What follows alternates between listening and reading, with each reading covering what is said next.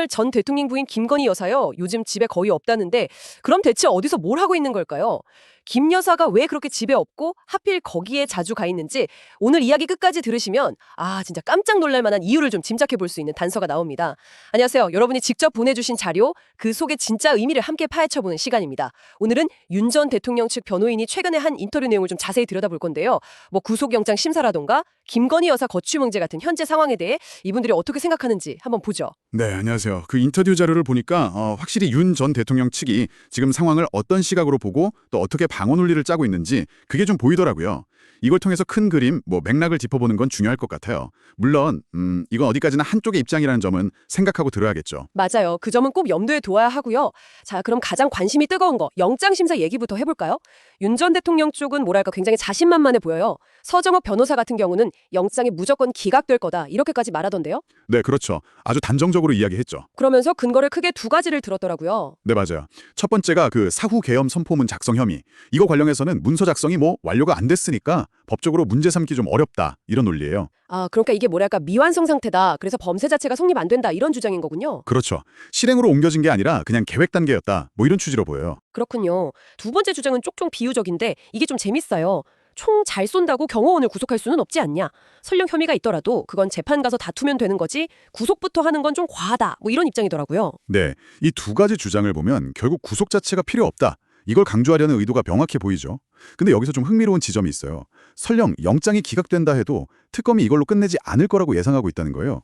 서 변호사가 직접 과거 윤 전 대통령 본인이 특검 시전에 이재용 회장 영장을 재청구했던 그 사례를 딱 언급하더라고요. 예전 자기 경험을 지금 이 상황 방어 논리에 끌어들이는 거군요. 나도 예전에 해봐서 아는데 저쪽도 분명히 계속 밀어붙일 거다. 약간 이런 느낌인가요? 네, 충분히 그렇게 해석될 수 있죠. 상대방 수를 읽고 있다. 이런 걸 보여주면서 동시에 이건 구속사안이 아니라 결국 재판에서 다툴 문제다. 이 점을 더 부각하려는 시도 같아요. 그렇군요. 자, 영장 얘기 다음으로 이제 김건희 여사 이야기도 좀 나왔어요. 최근에 국민대학교에서 박사학위 취소 절차 때문에 연락을 했는데 김 여사랑 연락이 안 됐다. 이런 보도가 있었잖아요. 네, 있었죠. 그 부분에 대해서 변호인이 해명을 내놨어요. 서 변호사 말로는 김 여사가 요즘 집에 거의 없고 코바나 콘텐츠 사무실에 자주 나가 있어서 전화를 못 받았을 수 있다. 이런 식으로 설명을 하더라고요. 그 사무실. 그게 바로 사는 곳 아크로비스타 지하상가에 있다고 위치까지 구체적으로 딱 집어서 말했고요. 심지어 자기가 윤 전 대통령 집에 갔을 때도 김 여사는 마침 사무실에 가고 없었다. 이런 개인적인 경험까지 덧붙이면서요. 네, 이 설명 어떻게 들으셨어요?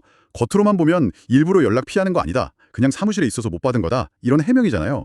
코바나 콘텐츠라는 구체적인 장소, 동선까지 딱 언급하면서 나름의 알리바이를 제시하는 그런 셈인데요. 글쎄요. 그냥 바빠서 연락을 못 받았다는 설명일 수도 있는데 근데 왜 하필 지금 그 사무실에 그렇게 자주 가 있을까? 이게 바로 저희가 맨 처음에 던졌던 질문. 김 여사가 왜 집에 없고 거기에 자주 갈까? 이 궁금증이랑 딱 연결되는 지점 같아요. 맞습니다.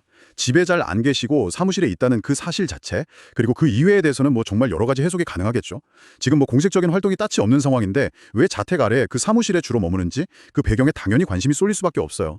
이게 어떤 의미를 가지는지는 조금 더 지켜봐야 명확해지지 않을까 싶습니다. 네, 그럼 오늘 살펴보는 인터뷰 내용을 좀 정리해보면요. 윤 전 대통령 측은 영장심사에 대해서 법적으로나 절차적으로 전혀 문제 없다. 이런 강한 자신감을 보이고 있다는 거고요. 그리고 김건희 여사는 현재 주로 집 근처 사무실에 머물고 있어서 연락이 잘 안 닿을 수 있다. 이런 해명이 나왔다는 점. 이게 핵심이네요. 하지만 다시 한번 말씀드리지만 이건 변호인 측의 일방적인 주장이라는 점은 여러분 꼭 기억해 주셔야 합니다. 네, 맞아요. 중요한 건 이런 정보 하나하나가 어떤 맥락에서 나왔는지 또 그 이면에 어떤 다른 의미가 숨겨져 있을 수 있는지 이걸 좀 다각적으로 생각해보는 자세인 것 같아요.